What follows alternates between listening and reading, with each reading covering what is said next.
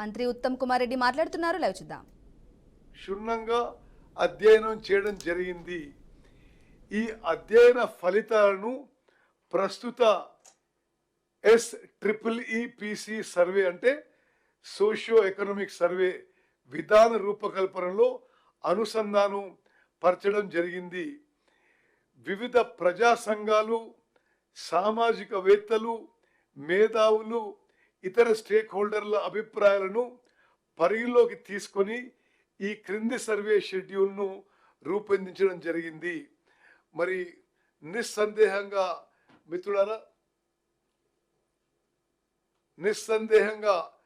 మిత్రులారా ఇప్పుడు తెలంగాణలో జరిగిన ఈ సోషియో ఎకనామిక్ సర్వే భారతదేశ చరిత్రలో సామాజిక న్యాయం సాధించడంలో ఒక గొప్ప తెలంగాణ రాష్ట్రంలో సామాజిక న్యాయం సాధించడంలో ఒక గొప్ప ముందడుగని చెప్పి నేను మరోమారు మనవి చేస్తున్నాను. ఇది నిజంగా మనం అందరం కూడా తెలంగాణలో ప్రతి పౌరుడు హర్షించదగ్గ విషయం. మరి స్వతంత్ర భారతదేశంలో ఇంత కాంప్రహెన్సివ్, ఇంత ఇంక్లూజివ్ సర్వే ఏనాడు జరగలేదు. ఈ సర్వే రిపోర్టు 4వ తారీఖు మా సబ్ కమిటీ ద్వారా ఈ సర్వే రిపోర్ట్ యాక్సెప్ట్ చేసి 4వ తారీఖు ఉదయం క్యాబినెట్లో ప్రవేశించబోతున్నాము. 4వ తారీఖు ఉదయం 10 గంటలకి క్యాబినెట్ మీటింగ్ ఉంటుంది. ఆ క్యాబినెట్లో ఈ బీసీ కులగణన ఈ సోషియో ఎకనామిక్ సర్వే రిపోర్ట్ ప్రవేశపెడతాము. 10 గంటలకి క్యాబినెట్ మీటింగ్ ఉంటుంది. అదే రోజు 10 గంటలకు 11 గంటలకి ఫోర్త్ 10 o'clock ఈ రిపోర్టు, ఈ సోషియో ఎకనామిక్ సర్వే రిపోర్టు క్యాబినెట్లో ప్రవేశపెడతాము.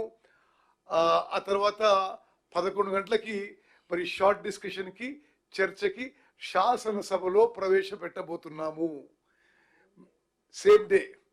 మీరందరూ మరి గమనించాలి, పోయిన ఫిబ్రవరి 4 ఫిబ్రవరి 2024లో క్యాబినెట్ తీర్మానం చేసినాము. 1 సంవత్సరం లోపు 4 ఫిబ్రవరి 2025కి పూర్తి ఎక్సర్సైజ్ పూర్తి చేసి మరి నిర్ణయం నుంచి నివేదిక వరకు 1 సంవత్సరంలో పూర్తి చేసి మరి 4 ఫిబ్రవరి 2025కి క్యాబినెట్లో మేము మా రికమెండేషన్ ఇచ్చి ఆ తర్వాత క్యాబినెట్ నిర్ణయం మేరకు అది శాసనసభలో ప్రవేశపెట్టబోతున్నామని చెప్పి నేను చెప్పడం ఎంతో సంతోషిస్తున్నాను, హర్షిస్తున్నాను. మరి ఈ కార్యక్రమంలో పాల్గొన్న ప్రతి ఒక్కరికి మరి గౌరవ ముఖ్యమంత్రి గారు, గౌరవ ఉప ముఖ్యమంత్రి గారు, చీఫ్ సెక్రటరీ గారు, మరి అదేవిధంగా planning principal secretary Sandeep Sultania గారు, స్టేట్ నోడల్ ఆఫీసర్ అనుదీప్ గారు, మరి మొత్తం జిల్లా కలెక్టర్లు, 1,03,000 మంది ఎన్యూమరేటర్లు అందరికీ మనస్ఫూర్తిగా ఈ క్యాబినెట్ సబ్ కమిటీ ద్వారా మేము మనస్ఫూర్తిగా మా ధన్యవాదాలు తెలియజేస్తున్నాం. ఇది తెలంగాణలోనే ఒక చారిత్రక దినంగా మేము అభినందిస్తున్న ఒక సమాజంలో ఒక విప్లవాత్మక మార్పు తీసుకోవడానికి, సామాజిక న్యాయం తీసుకోవడానికి మేము ఎంత చిత్తశుద్ధితో, కమిట్మెంట్తో ముందుకు పోతున్నాం మీరందరూ కూడా గమనించాలి. మీ ద్వారా తెలంగాణ పౌరులందరూ కూడా గమనించాలని చెప్పి నేను మనవి చేస్తున్నాను. గౌరవ బీసీ వెల్ఫేర్ మినిస్టర్ ప్రభాకర్ గారిని మాట్లాడుకుంటున్నారు. అందరికీ నమస్కారం. తెలంగాణ బీసీ ఉద్యమ చరిత్రలో ఈరోజు ప్లానింగ్ డిపార్ట్మెంట్ తెలంగాణ ప్రభుత్వం సమర్పించినటువంటి నివేదిక ఒక సువర్ణ అక్షరాలతో లిఖించదగిన రోజు. పెద్దలు చెప్పినట్టుగా 4వ తారీఖు ఫిబ్రవరి 2024 నాడు క్యాబినెట్ 4వ తారీఖు ఫిబ్రవరి 2024 నాడు క్యాబినెట్లో తీసుకున్న నిర్ణయం ప్రకారంగా అనేక దశలను అధిగమించి తెలంగాణ ప్రభుత్వం తరఫున ఒక ప్రతినిధి ప్రతి ఇంటికి చేరి సమాచారాన్ని సేకరించడానికి పడ్డటువంటి వ్యవస్థ, దీనికి అనేక రకాలుగా అడ్డం తలిగి దీనికి సంబంధించిన ప్రక్రియ సజావుగా జరగకుండా ఉండడానికి అనేక దుష్ప్రచారాలు జరిపిన తర్వాత కూడా ప్రభుత్వ చిత్తశుద్ధిని గమనించిన యావత్ తెలంగాణ ప్రజలు సహకరించి ఈరోజు సమాచారాన్ని ఇచ్చి ప్రభుత్వానికి ఒక నివేదిక ఒక పూర్తి డాటా సేకరించే అవకాశం కల్పించినటువంటి తెలంగాణ బలహీన వర్గాల మేధావులు కావచ్చు, ఉద్యమకారులు కావచ్చు, సంఘాలు కావచ్చు, ఈ కార్యక్రమాన్ని కొనసాగించడానికి స్ఫూర్తి ప్రదాతలైన వాళ్ళందరికీ కూడా హృదయపూర్వకంగా అభినందనలు తెలియజేస్తా ఉన్నా. ఈ కార్యక్రమం ఈరోజు 16వ తారీఖు ఫిబ్రవరి, ఆ రోజు శాసనసభలో బలహీన వర్గాల శాఖ మంత్రిగా ఇప్పుడు చదివిన తీర్మానాన్ని ప్రవేశపెట్టి ప్రతిపక్ష అన్ని మిత్రపక్ష రాజకీయాలందరితో అభిప్రాయం తీసుకొని ఈ కార్యక్రమాన్ని ముందుకు తీసుకుపోతూ ప్లానింగ్ డిపార్ట్మెంట్ కు బాధ్యతలు, ఎందుకంటే బీసీ కమిషన్ దగ్గర అంత ఇన్ఫ్రాస్ట్రక్చర్ ఉన్నది కాబట్టి ప్రభుత్వం మొత్తం 1 లక్ష పైన ఎమ్యునరేటర్లు అదేవిధంగా పరిశీలకులు ఉండేటువంటి పరిస్థితులలో తెలంగాణ రాష్ట్ర ప్రభుత్వం ప్రణాళిక డిపార్ట్మెంట్ ద్వారా ఈ యొక్క కార్యక్రమం నిర్వహించింది. కార్యక్రమం నిర్వహణకు గౌరవ ముఖ్యమంత్రి గారు ఎప్పటికప్పటికి, ఉప ముఖ్యమంత్రి గారు, దీనికి సంబంధించినటువంటి బాధ్యతలు నిర్వహించినటువంటి ప్లానింగ్ డిపార్ట్మెంట్ సందీప్ సుల్తానియా గారు, స్టేట్ కోఆర్డినేటర్ గా వ్యవహరించేసినటువంటి అనుదీప్ గారు, ఈ కమిటీ సభ్యులు, గౌరవ సభ్యులు దామోదర్ రాజనరసింహ గారు, అదేవిధంగా సీతక్క గారు, శ్రీధర్ బాబు గారు, మల్లు రవి గారు, అందరం కూడా ఇలా ఈ యొక్క కార్యక్రమం ఒక చారిత్రాత్మక కార్యక్రమం. ఇది దేశానికి ఒక దిక్సూచి. ఈ దేశంలో స్వతంత్రం రాకముందు జరిగి ఉన్నటువంటి పరిస్థితి ఆంగ్లేయులకు సంబంధించిన కాలంలో ఇవాళ దేశానికి సంబంధించి మార్గదర్శకత్వంగా మా రాహుల్ గాంధీ గారు చెప్పినట్టుగా దిచ్చిన ఆబాది ఉత్తర ఇచ్చేదారి ఎవరెంతో వారికంతా అవసరమైతే క్యాప్ ఎత్తేసి సంబంధితంగా వాళ్ళందరికీ న్యాయం జరగాలనే ఆలోచన ప్రకారంగా ఇవాళ తెలంగాణ ప్రభుత్వం ఈ కార్యక్రమాన్ని చేపట్టింది.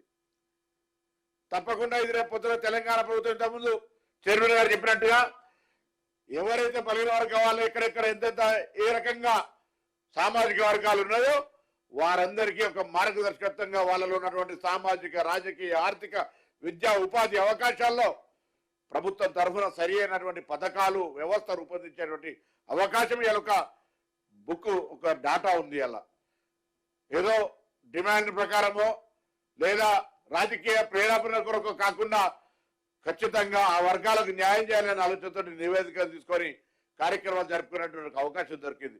కాబట్టి ఇలా ఈ కార్యక్రమం సహకరించినటువంటి, అంటే ఇంటింటికి వెళ్ళి కొంత ఇబ్బంది అనిపించిన చాలా కొన్ని అంశాలు చెప్పుకుంటే చాలా రకాలైనటువంటి ఉన్నాయి ఇందులో.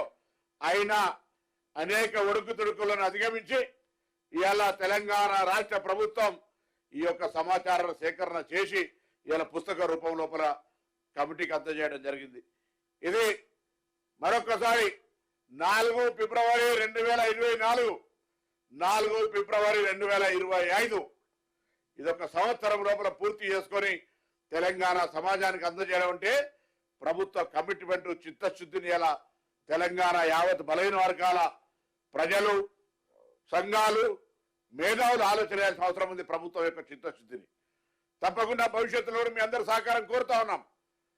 నివేదికకే పరిమితం కాకుండా క్షేత్రస్థాయిలో దానికి సంబంధించినటువంటి ఫలాలు అందించేటువంటి విషయానికి సంబంధించి అందరి సలహాలు, సూచనలు కూడా తీసుకొని ఈ బలహీన వర్గాలకు సంబంధించి చాలా కాలంగా ఉన్నటువంటి యొక్క డిమాండ్ ఇలా దేశంలో మార్గదర్శకత్వంగా తెలంగాణ ప్రభుత్వం తీసుకుంటున్న సందర్భంగా ఇందులో భాగస్వాములైన ప్రతి ఒక్కరికి ఈ కార్యక్రమం లోపల పాల్పంచుకోవడానికి ఎన్ని నెగటివ్ ఎపిసోడ్స్ వచ్చినా పాజిటివ్ గా సహకరించిన మీడియా కూడా, ఎందుకంటే ఇది ఒక సామాజికంగా ఒక పెద్ద ఉద్యమం అన్నటువంటి పరిస్థితి ప్రతి వ్యక్తికి ఇందులో ఒక ఆలోచన. కాబట్టి ఇవాళ జరుగుతున్నటువంటి నివేదిక, కేబినెట్, శాసనసభ, చట్టాల లోపల ఉన్నటువంటి అన్ని రకాల అంశాలను అధిగమిస్తూ ఈ కార్యక్రమాన్ని తీసుకొని పోతున్న సందర్భంగా మరొకసారి ఇందులో భాగస్వాములైనటువంటి అధికారులందరికీ, గౌరవ ముఖ్యమంత్రి, ఉప ముఖ్యమంత్రి గారు, అదేవిధంగా సహచార ఈ కమిటీ సభ్యులతో పాటు మిగతా గౌరవ మంత్రులు, శాసనసభ్యులు, మిగతా రాజకీయ పార్టీలు, ప్రజాస్వామికవాదులు, బలహీన వర్గాలు, మేధావులు అందరూ కూడా అనేక సందర్భాల్లో అనేక అంశాల్లో ప్రొఫెసర్స్, రకరకాల మేధావులతోటి ఇంటరాక్ట్ అయినాం. ఇవాళ ఇది ఒక పుస్తక రూపం, ఒక సమాచారంగా ఒక వచ్చింది అంటే అందరి యొక్క సహకారం ఉంది. వారందరికీ కూడా హృదయపూర్వకంగా ధన్యవాదాలు తెలియజేస్తూ ఈ యొక్క కార్యాచరణను ముందుకు తీసుకుపోయే విధంగా భవిష్యత్తులో మీ అందరి సహకారంతో ఈ తెలంగాణ బలహీన వర్గాల గొంతుగా వాళ్ళందరికీ అండగా ఉండే కార్యక్రమం ఈ ప్రభుత్వం చేస్తుందని మనం చేస్తా ఉన్నాం. ఇది సబ్ కమిటీ సభ్యులు మాట్లాడిన తర్వాత సందీప్ సుల్తానియా గారు ఈ మొత్తం ఎక్సర్సైజ్ ఎట్లా చేసినా కూడా ఎక్స్ప్లెయిన్ చేస్తాను మీకు. ఒక ముఖ్యమైన విషయం నేను ఈ స్టేజ్లో ప్రకటించడం మరి అప్రోప్రియేట్ ఉంటుందని అనుకుంటున్నాను. మొత్తం తెలంగాణలో సర్వే చేసిన జనాభా 3,54,77,554 ఇండివిజువల్స్ని సర్వే చేయడం జరిగింది. వచ్చిన మరి ఈ సర్వే రిపోర్ట్ ప్రకారము ఎస్సీస్ voting percentage 17.43%, SC population 61,84,319, 17.43% population. Scheduled tribes population 37,05,929, population percentage 10.45%. BC other than Muslim minority is 1,64,09,179. BC population percentage other than Muslim minorities 46.25. Muslim minorities BCs are 35,76,588. Population BC Muslim population is 10.08%. Muslim OC population is 8,80,424, percentage of 2.48. Total Muslim percentage in the state is 12.56%.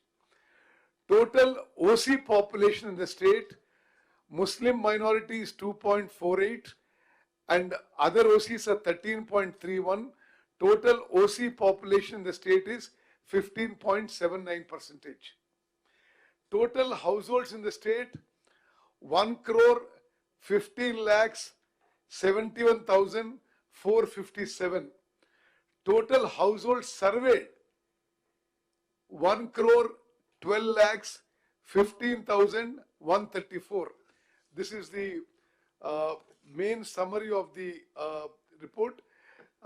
వాళ్ళు data 4 వాల్యూమ్స్లో ఇచ్చారు. ఇది అందరూ మాట్లాడిన తర్వాత ఈ రిపోర్ట్తో సహా మేము photograph తీసుకుంటాం. మీరు కొద్దిగా ఓపిక పట్టండి. ఇప్పుడు ప్రిన్సిపల్ సెక్రటరీ సందీప్ సుల్తానియా గారు ఎవరైతే మొత్తం ఈ exercise he oversaw, he supervised and did a brilliant job of this report. I request him to speak. Thank you, sir. First of all,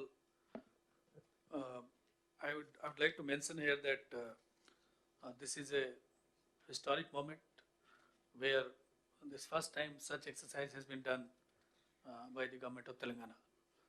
And I am very thankful to the government in the sense that this responsibility was given to the planning department. So we got an opportunity to do this work in the state. ముఖ్యంగా ఈరోజు cabinet sub committee దీనికి సంబంధించిన cabinet sub committee constitute చేయడం జరిగింది. ఈరోజు మనము ఈ పని చేసిన తర్వాత రిపోర్ట్ తయారు చేసి ఈరోజు క్యాబినెట్ సబ్ కమిటీకి మనం సమర్పించడం జరిగింది. క్యాబినెట్ సబ్ కమిటీ దీన్ని అధ్యయనం చేసి నోట్ చేసి మనం మళ్ళా ఈ రిపోర్ట్ని కౌన్సిల్ ఆఫ్ మినిస్టర్స్కి పెట్టాలని మాకు డైరెక్షన్ ఇవ్వడం జరిగింది. ముఖ్యంగా ఇటువంటి పెద్ద సర్వే చేస్తున్నప్పుడు when we have to cover each and every household in the state, ఈ నిజం చెప్పాలంటే ఒక చాలా కాంప్లెక్స్ ఎక్సర్సైజ్ ఇది. ఎందుకంటే ఒక టైం లోపు చేయాలంటే చాలా ప్లానింగ్ చేయాల్సిన అవసరం ఉంటుంది. మనం హడాబడిలో చేసామనుకోండి, ప్లానింగ్ చేయకుండా చేసామంటే ఫీల్డ్ లెవెల్లో చాలా ఇబ్బందులు వస్తాయి. So planning was the most important thing in this particular survey. మనం ప్లానింగ్ చేసినప్పుడు దీన్ని ఎట్లా చేస్తే బాగుంటుంది మనం ఆలోచిస్తున్నప్పుడు వేరే రాష్ట్రాల్లో కూడా కొన్ని సర్వే అటువంటి చేయడం జరిగింది. వేరే సర్వే కర్ణాటకలో, బీహార్లో అటువంటి ఒక లార్జ్ స్కేల్ సర్వే చేయడం జరిగింది. దాన్ని మనం అధ్యయనం చేసాం. అంటే వాళ్ళు సర్వే చేస్తున్నప్పుడు ఏ రకాల సర్వే చేశారు, ఎలా దీన్ని ప్లాన్ చేశారు, ఏ రకాల వాళ్ళ ఇబ్బందికి గురయ్యారు వాళ్ళు, అవన్నీ మనం అధ్యయనం చేసుకుంటూ దాని నుంచి మనం లెసన్స్ నేర్చుకుని మనం ప్లాన్ చేయడం జరిగింది. మన రాష్ట్రంని మొత్తం ఒక ఎన్యూమరేటర్స్ బ్లాక్గా మనం డివైడ్ చేయడం జరిగింది. The whole state was divided into enumeration block. ఒక్కొక్క బ్లాక్లో